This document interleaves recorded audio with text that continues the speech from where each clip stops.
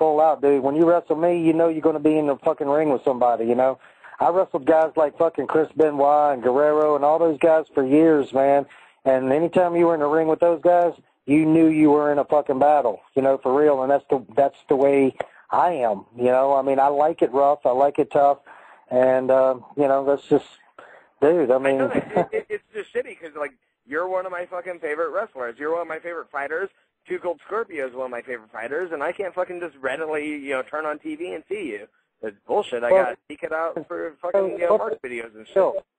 See, the wrestling business, the promoters, they don't like real fucking deal people, you know, like Scorpio. Dude, I've been out with that son of a bitch many times, and I've watched him, like, just hook fucking shot somebody right upside the head and knock them right the fuck out, you know. I mean, he's the real deal, dude. I mean, you know, one night we were up in Philly at the arena. Some dude was, about 3 or 4 guys were picking on Joey Styles. Two Cold Scorpio come walking right out there before I could even get out the door. This son of a bitch done had like 3 guys on their back.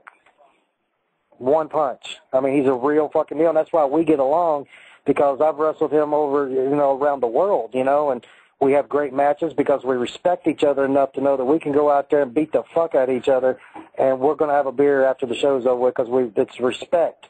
You know, it's just, and it's like if you come out on top or he comes out on top, it doesn't matter because you still have that mutual respect, and you still have exactly. His dick's not much bigger than mine either, but it is just a little. But you got to understand too.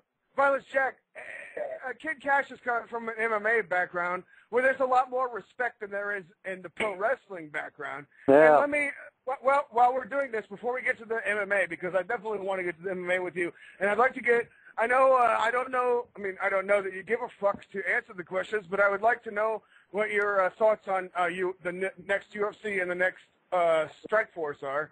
But I want to, we got a fucking full line of fucking calls. Let me take this one call from Beverly Hills. I can't even believe it's actually from Beverly Hills, but, I mean, this says from Beverly Hills on my switchboard. Beverly Hills, are you on the air to talk to Kid Kash? Don't say something stupid, please. Thank you. Beverly Hills, Los Angeles, 310. Say something great. Say something great about Kid Kash. You're already fucking up. We'll see, I borrowed some money. Is Beverly Hills there? What did he say? I mean, can you hear what he's saying? I mean, it's like. I can't hear what he's saying, man. Well, no one can hear you. Okay, there. You might his mouth. We absolutely are hanging up on Beverly fucking Hills. Let me go to. No one wants to. He must have had the red rocket. No one's hearing what you're saying now because you can't hear you. Because I have a. You know what I do on my thing? I keep a area code thing that tells me where motherfuckers are from. That's how the only way I can tell where these assholes are from on this switchboard situation. This one is from Orange County. Fucking Orange County, can you be better than Beverly Hills? Beverly Hills is busy fucking. Beverly Hills is busy doing some rich new exotic drug. They can't fucking answer the fucking phone except to laugh.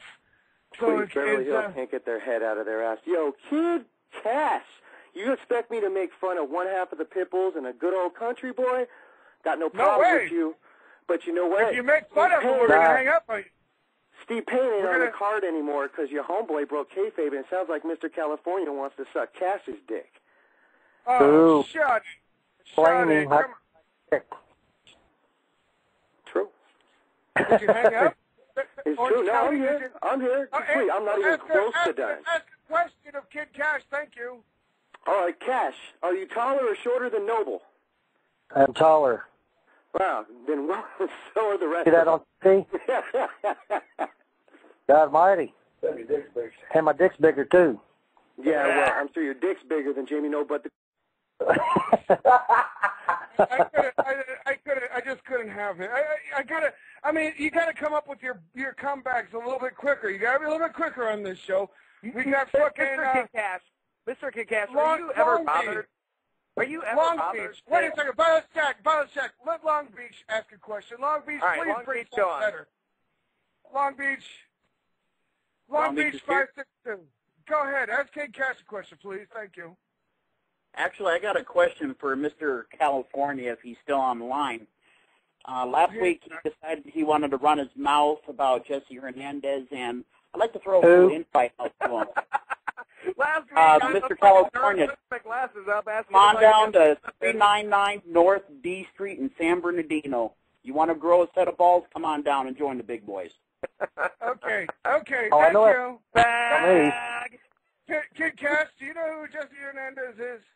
Never heard of him. Okay, He's a promoter that makes people suck his dick to be a ring announcer.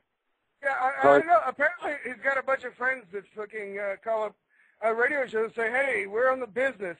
But I call the business the hobby because most people in it don't get paid. And so that's what I call it.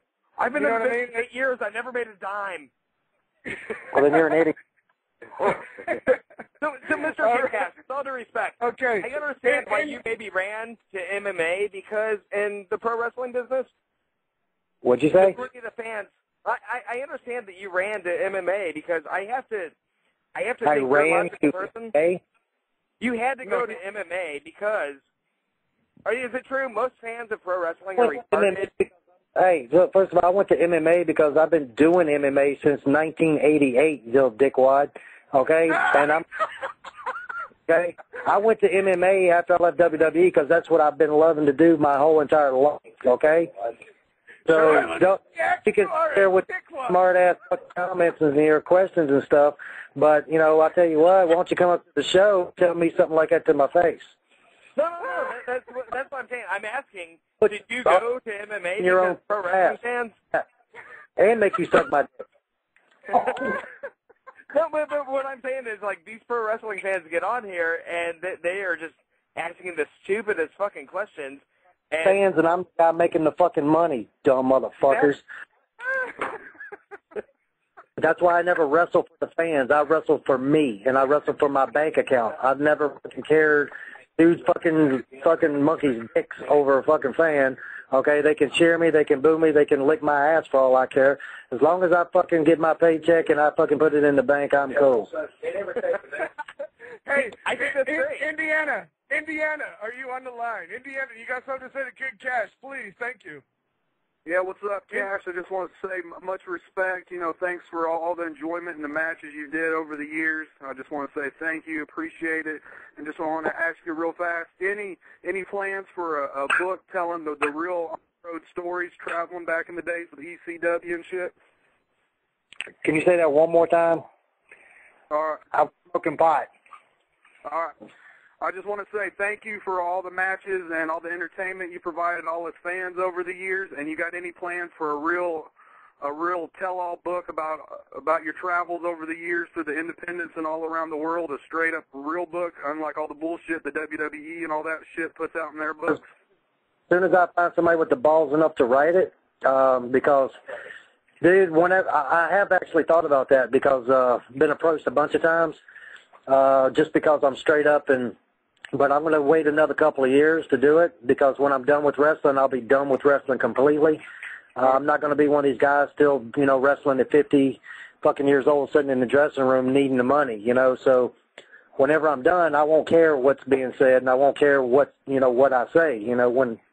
So I think, you know, in this day and time with all the movies and the documentaries and, you know, the dirt sheets and all that other bullshit, I think the real story needs to be told eventually. And one last question, Cash. Is there anybody, indie wrestling-wise, that you would want to work that's still left that you haven't got a chance to face? Anybody that you haven't got to face yet?